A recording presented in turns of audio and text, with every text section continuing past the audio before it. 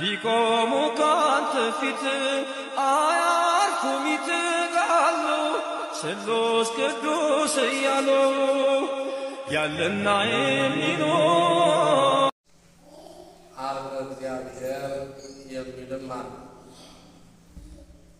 እኛ ግን ወረደ መንፈስ ቅዱስ በሚለው አካባቢ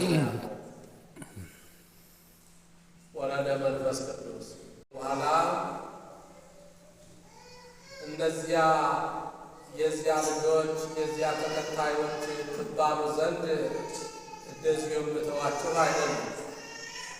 የዓለምን ጠባይ ሁሉ ነጥቃችሁ ትታችሁ ወደ መንግሥቱ መጥታችኋልና ነው።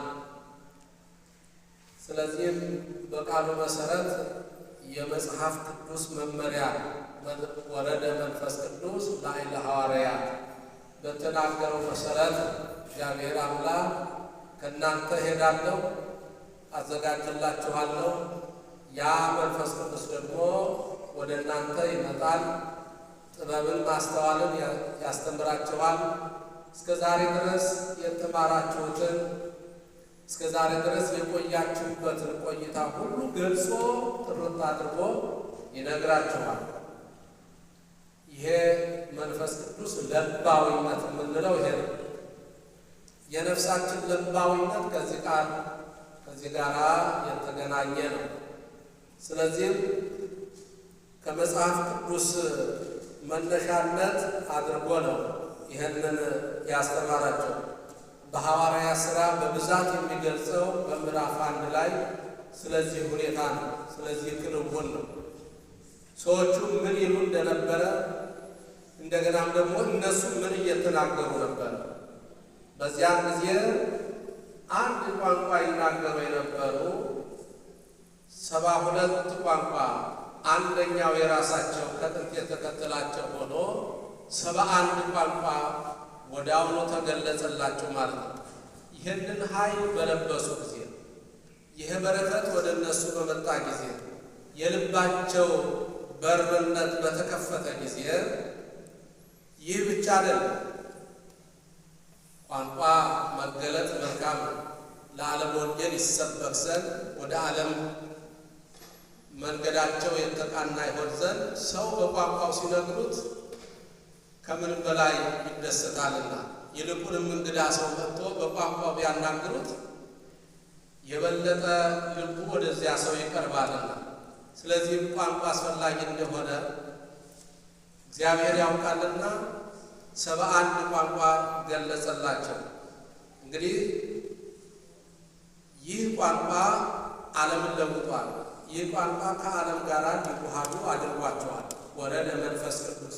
መንፈስ ቅዱስ ከወረደ በኋላ የተናገሩት ሁሉም ሰዎች በዚህ አካባቢ ያሉ የኢየሩሳሌምን የበዓለ ሀምሳን ለማቅረብ የበዓለ ሀምሳውን ነገር ለመናገር ለማክበር ከመላው ዓለም የመጡ ሰዎች ሁሉ ሲናገሩ ሁሉም በቋንቋቸው ይሰሟቸው ነበር ይላል። በሮማይስ በሌላ ሁሉ ቋንቋ በዕብራይስጥ በኢላሜጤ በሌሎቹ ቋንቋ ሁሉ በዚያ ተሰብስበው ያሉ ሰዎች ተደነቁ። ልባቸውን ወደ እነዚያ ንግግርና ወደ እነዚያ ቃል ተገዛ፣ ወደ እነሱ ሄደ። በዚህ ጊዜ ደስ አላቸው። እነዚህ ሰዎች በዚህ በረፋድ መጧት ላይ በዚህ ሁሉ ቋንቋ ይናገራሉ፣ እያንዳንዱ የሚናገሩትን እንሰማቸዋለን። እንዲህ ያለ ነገርም ሰምተን አናውቅም። ብዙ ጊዜ ወደዚህ በዓል ለማክበር መጥተን ነበር። በቋንቋችን በየምንሰማው ቋንቋ የሚናገሩት ነገር ተሰምቶ አይታወቅም። ዛሬ ግን ተአምር ነው። እንደገና ደግሞ በኃይል ይናገራሉ፣ በብርታት ይናገራሉ፣ በጽናት ይናገራሉ፣ ታላላቅ ምስጢሮችን ያወጣሉ፣ የሐዲስ ኪዳንን ነገር ያበስራሉ። ይህ የመንፈስ ቅዱስ መውረድ የሰጠው ያደረገው በረከት ነው።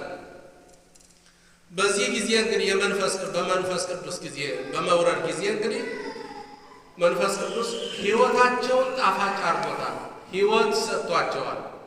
ሕይወታቸው ከእግዚአብሔር ጋር እንዲቆራኝ አድርጓቸዋል። ይህ ትልቁ ለሰው ልጆች ከእግዚአብሔር ጋር መቆራኘት፣ ዓለማዊ ነገር መተው፣ ሰማያዊውን መፈለግ። ይህ መንፈስ ቅዱስ በልቡናው ካላደረ አንድ ሰው ሊከናወን አይችልም። ኃይል ሰጥቷቸዋል። ኃይል፣ ብርታት፣ ጽናት፣ በኃይል መናገር፣ በኃይል መስበክ፣ በኃይል በረሃውን ማቋረጥ፣ በኃይል ወደ አሕዛብ መግባት፣ በኃይል የመንፈስ ቅዱስን ስጦታ መግለጽ። ይህ የመንፈስ ቅዱስ ጸጋ ስጦታ ማለት ነው። ከዚህ ብቻ ነን። በዚህም ጊዜ ጥበብም ተሰጥቷቸዋል። እስከ ዛሬ ያልነበረ ጥበብ፣ እስከ ዛሬ ያላዩት ማስተዋል፣ እስከ ዛሬ ድረስ ያልተመለከቱት እይታ በሕሊናቸው ውስጥ አድሯል። ጥበብ ተገለጸ። ጥበብ ብሂል እግዚአብሔር ምስጢረ ሥጋዌ፣ ጥበብ ብሂል ሰማያዊት መንግሥትን ማወቅ፣ መረዳት፣ ማስረዳት። ጥበብ እሱ ነው። ጥበብ እግዚአብሔርን መፍራት ነው። ያ እግዚአብሔርን የመፍራት ጥበብ በዚህም ጊዜ በርደተ መንፈስ ቅዱስ የተሰጠ ጸጋ ነው። እስከ ዛሬ ድረስ በቤተ ክርስቲያን ሀብትነት ያለ ኃይል፣ ብርታት፣ እምነት፣ ጽናት፣ ጥበብ እነዚህ ሁሉ በቤተ ክርስቲያን በዚያን ጊዜ ተሰጥተው እስከ መጨረሻው ይኖራሉ። ስለዚህ የወንጌል ስብከትን በብቃት ማዳረስ፣ ወንጌልን መግለጽ፣ የምስራቹን ቃል ለዓለም ሁሉ ማዳረስ፣ እነዚህ ሁሉ የዚያን ቀን ስጦታዎች ናቸው። ለዓለም ለማዳረስ መውጣት፣ ለዓለም ለማዳረስ መሄድ፣ ለዓለም ለማዳረስ በዓለም ላይ ያሉትን መከራዎች ሁሉ አለመሰቀል። ስለዚህ በጽናት መሄድ፣ በበረከት መሄድ፣ በተአምራት መሄድ፣ በደመና መጫን፣ ገቢረ ተአምራት ወመንክራት በራሳቸው ላይ በሌሎቹ ላይ እንዲያደርጉ ማለት፣ አጋንንትን ማውጣት፣ ድውያንን መፈወስ፣ እነዚህ ነገሮች ሁሉ በዚያን ጊዜ ለሐዋርያት የተሰጡ ጥበቦች ናቸው። ከመንፈስ ቅዱስ የተሰጠን እግዚአብሔር ወደዚህ ዓለም መጥቶ የልባቸውን ጨምዳዳነት፣ የልባቸውን መቆራመጥ፣ የልባቸውን ሻካራነት በመንፈስ ቅዱስ ካውያ የተኮሰበት፣ ያስተካከለበት፣ ጸጥ ለጥ አድርጎ ለእግዚአብሔር ብቻ እንዲገዙ፣ እግዚአብሔርን ብቻ እንዲያዩ ያደረገበት። ታውቃላችሁ፣ የተጨማደደ ልብስ፣ የተበላሸ ልብስ በካውያ ይስተካከላል። ያ ሊለብሱት የሚያስጠላ የነበረ ልብስ በካውያ ከተስተካከለ በኋላ ያማረ የተወደደ ይሆናል። ለተመልካቹም እንደዚሁ፣ ለለባሹም እንደዚሁ። መንፈስ ቅዱስ ሐዋርያትን እንዲህ ነው ያደረጋቸው። ከዚያ በፊት የነበሩ ሌላ ግብር ውስጥ የነበሩ ተጠራጣሪዎች የነበሩ ምድራውያን የነበሩ መንፈስ ቅዱስ ሲሆን ሁሉን ነገር አስተካከለ። ማስተካከል አይደለም፣ ኃይልን፣ ጥበብን፣ ማስተዋልን፣ ብርታትን አደለ። ስለዚህ ብርቱ ሆኑ፣ ጠነከሩ። ጥበብ ተገለጸላቸው፣ ቋንቋ ተገለጸላቸው፣ በረከት በዛላቸው፣ ኃይል፣ ጽን ተሰጣቸው። እነዚህን ሁሉ ትጥቆች ናቸው። የአንድ የመንፈሳዊ ሕይወት ትጥቆች ናቸው። እነዚህ ይህንን ነገር ደግሞ የሚያስታጥቅ መንፈስ ቅዱስ ነው። መንፈስ ቅዱስ ነው ያስታጠቃቸው። ስለዚህ ቤተ ክርስቲያን ተመሰረተች ማለት ነው በዚያ ጊዜ። እነዚህ ሁሉ የቤተ ክርስቲያን ሀብታት ናቸው። ከቤተ ክርስቲያን የሚገኙ ከቅዱስ ሥጋው ከክቡር ደሙ ከሚሰዋበት ከሚቀዳበት የሚገኙ በረከቶች እነዚህ ሁሉ ናቸው። ሰው ክርስቲያን ከሆነ ብርቱ ይሆናል፣ ኃይል ይሰጠዋል፣ ጥበብ ይሰጠዋል፣ ማስተዋል ይሰጠዋል። እነዚህ ሁሉ ነገሮች ለእኛ ከመንፈስ ቅዱስ ከሐዋርያት ጀምሮ ሲተላለፉልን የኖሩ ናቸው። በዚህም ጊዜ እንግዲህ ከጥንት ጀምሮ የነበሩ አባቶች በተለያየ አገላለጽ፣ በተለያየ ቋንቋ፣ በተለያየ ኃይል፣ በተለያየ ጥበብ፣ በተለያየ ማስተዋል በየዘመናቸው አስተምረዋል፣ አጉልተዋል፣ ተርጉመዋል። በተለይ ታላላቆቹ አባቶች የምንላቸው የቤተ ክርስቲያን አባቶች እነ ቅዱስ ዮሐንስ አፈወርቅ፣ እነ ቄርሎስ፣ እነ ጎርጎርዮስ ይህን በተለያየ አገላለጽ ሲገልጹት ኖረዋል። ስለዚህም በዚህ ቀን መንፈስ ቅዱስ ፍጡር ሳይሆን ከአብ የወጣ አምላክ መሆኑን ያስተምረናል። በዚያን ጊዜ ሌላ አካል ሌላ ፍጡር የሚሉ አሉና ከሦስቱ አካላት አንዱ አካል ነው። ከሦስቱ አንድ አካላት ጥበብን የሚገልጽ ነው፣ ብርታትን የሚሰጥ ነው፣ ኃይላችንን የሚያጎላ ነው፣ እንድንበረታ የሚያደርግ ነው ብሎ ቅዱስ ቄርሎስ በብዛት በዚህ ላይ ተንትኖበታል።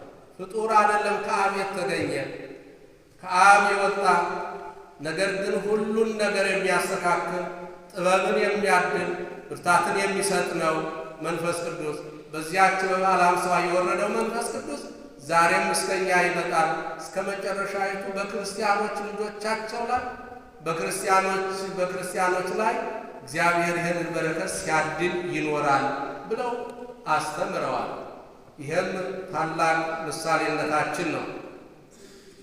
መንፈስ ቅዱስ በሐዋርያት ላይ መውረዱ ሰውን ከኃጢአት የሚያነጻ ወደ መላእክትነት የሚቀይር ወደ ኃይልነት የሚቀይር ወደ ልጅነት የሚያመጣ ነውና ያ ልጅነት በሐዋርያት በበዓለ ሃምሳ ያ መንፈስ ቅዱስ ሲወርድ የልጅነት ጸጋ ላይ ተገለጸላቸው።